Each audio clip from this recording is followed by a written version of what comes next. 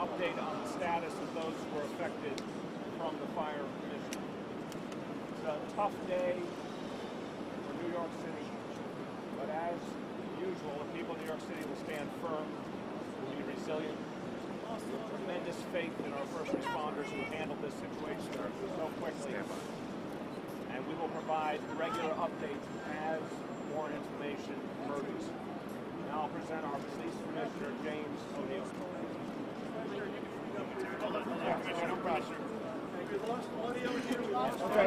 Everybody lost audio.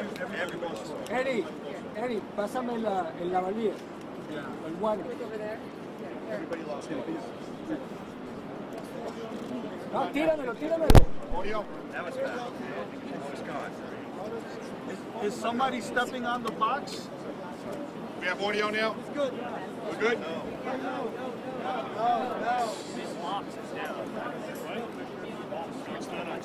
How about now? No, that's All right, ready to roll? We're good? Are we up? All right, thank you. Okay. Excuse me, sir. Sorry. Right. So, as the mayor said, this is preliminary information. This incident happened about an hour and a half ago, so it's all subject to change. This is what we talk about at every press conference. We try to get as much information out to you as possible, as soon as possible. So at approximately 11:55 a.m., a 2009 Honda Accord passenger vehicle mounted the sidewalk on the west side of 7th Avenue at West 42nd Street in Times Square. The vehicle, occupied by a male driver, proceeded to drive at a high rate of speed along the sidewalk from 42nd Street to 45th Street, striking a number of pedestrians along the way. The Honda eventually came to a stop on the northwest corner of West 45th Street, where it collided with a metal stanchion. Along the route, the subject's vehicle struck 23 pedestrians, causing multiple injuries and 1 fatality. 22 victims were removed to local hospitals. The driver, a 26-year-old male, identified as Richard Rojas, resident of the Bronx, was taken into custody at the scene. Preliminary investigation reveals that Rojas has a few arrests, and 2 of them are for DWI. Detectives are currently reviewing any other criminal history for the subject. Further investigation is ongoing. At this point, as the mayor said, there is no indication that this incident was terrorism related. Now Commissioner Nigro will talk about the injuries. Thank you, and I'll talk about the injuries in general terms as we do. We're not going to talk about names or specific injuries. We did have 1 person who was pronounced at the scene. There were 4 critical patients removed, 2 to Bellevue, 2 to Roosevelt, with various traumatic injuries, including open fractures, including multiple traumas.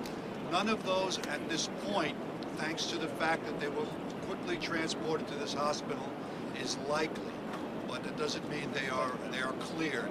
None of those 4 are right now likely to perish. Conditions can change. We're very hopeful that the fact they were treated here quickly and removed quickly, that they will survive. 3 other injuries were very serious but not critical. They were also removed to local hospitals. 15 are less serious injuries, we call green tag injuries. All of these people have now been transported to the hospitals, are being treated. We won't divulge any names or ages or where they come from at this point, but there was a very large amount of fire department, police department resources arriving here very quickly, and thanks to that, people received care in a very timely fashion. All right, let's take questions. Mr. Mayor. Back. Yep.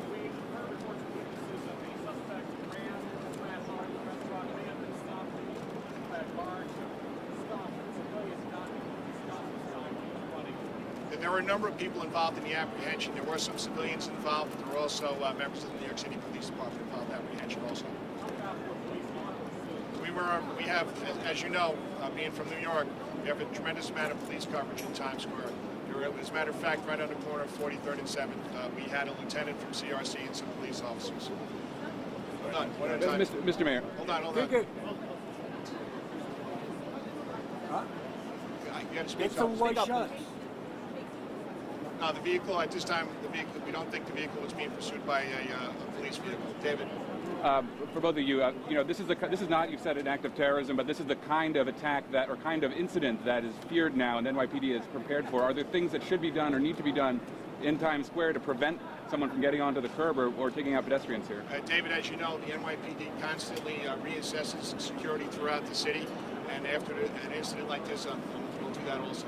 Mr. Mayor? Yeah, I'll just add, there's a very substantial increase in the number of police officers who patrol Times Square over the last few years, obviously as part of our creation of a greater anti-terror force, the Critical Response Command. In addition, other measures have been put in place. As Commissioner said, we will continue to update those measures as each situation warrants. Can you tell us where the pedestrian was who lost her life? It's right between, it looks like it's between 4-2 and 4-3, McGee. On 7th Avenue, on the sidewalk. I'm not sure about that. I can't give you that. Can you tell us a little bit about where he's from? What year? No, we'll give you that in. We're not ready to do that yet. Okay? Yeah. Yeah, question about the gentleman who was arrested. Is he suspected of being drunk? Did he take a breathalyzer? Did he refuse a breathalyzer? He's in the process of being tested as we speak, and he's being interviewed by the New York City police detectives also. Given his history, do you suspect him of having drunk? I can't say that with any degree of certainty right now. Right behind you. You gotta speak up. Speak up, folks. Car first went out of control, 42nd and 7. Yeah, it looks like, yeah, that's where he mounted the sidewalk at 4-2 and 7, half a block away from here, up to 4-5 Street. Yes. Do you know what direction he was going or where he was? Now we're in the process of reviewing all the video right now.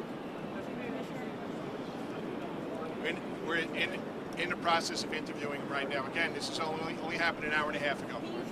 Marcia?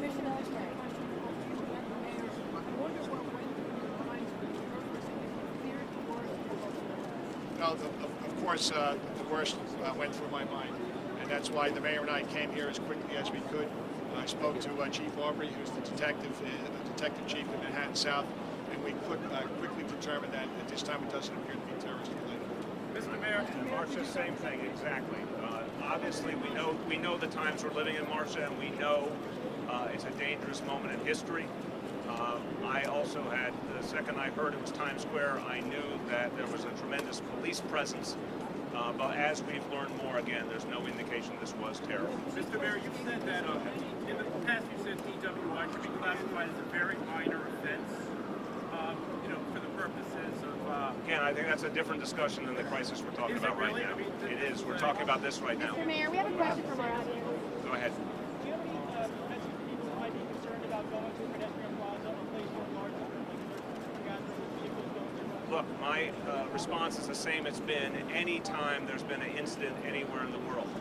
We continue to go about our lives as New Yorkers. Now, thank God, based on what we know now, there is no indication that this was an act of terror. But for anyone who's concerned, my message is always the same. This is the safest big city in America. That's been proven many times over. 36,000 police officers protecting people. Even when some incidents occur, it should not change people's fundamental knowledge that they are safe and the NYPD protects them. Mr. Mayor, we have a question from our audience. Before I take any more questions, I'm going to let Chief Aubrey kind of walk through the chronology of what just transpired in Times Square. Okay, Bill? I just want to reiterate, as the mayor and the police commissioner had said, there is no indication at this point that this has anything to do with terrorism. I'm going to take you through the facts that we know an hour and a half into this incident. 11:54 a.m. Mr. Richard Rojas, he's a 26-year-old male. He's traveling southbound on 7th Avenue. As he approaches 42nd Street, he makes a quick U-turn onto the west side street, west side sidewalk of 7th Avenue and 42nd Street. He proceeds on that west side sidewalk for 3.5 blocks, where he hits a stanchion. Between 42nd and 43rd Street, there's an 18-year-old female that was struck, and she now is dead. Her 13-year-old sister was also struck, and she's being treated in a hospital. Upwards of over 20 other people were injured between 42nd Street and 45th Street on that west side sidewalk. When he hits the stanchion on the west side sidewalk, there's a traffic agent that ends up tackling him.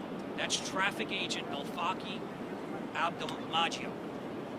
There's also a parole officer and there's also patrol cops that are there that assist with apprehending him. They get him in the patrol car, they bring him back to Midtown South Precinct. He makes certain statements, which I'm not getting into. Currently, right now, he's being transported to a testing facility where Highway will test him for drugs and alcohol. As the commissioner had said, he has a previous background arrest history. In 2008, he was arrested in Queens for drinking and driving. And also in 2015, he was arrested in Manhattan for drinking and driving. His last recent arrest was in May of this year, and that was for menacing.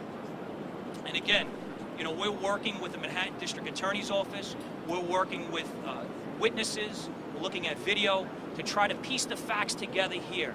But at this point, there is no indication that there is terrorism involved. We have detectives at his home. We have detectives canvassing for video. We have detectives speaking with witnesses. And again, so far, it looks like we're getting down to the facts as they come about. Thank you, Chief. Thanks, folks. Thank you, guys. Thank you. How long till Times Square is open?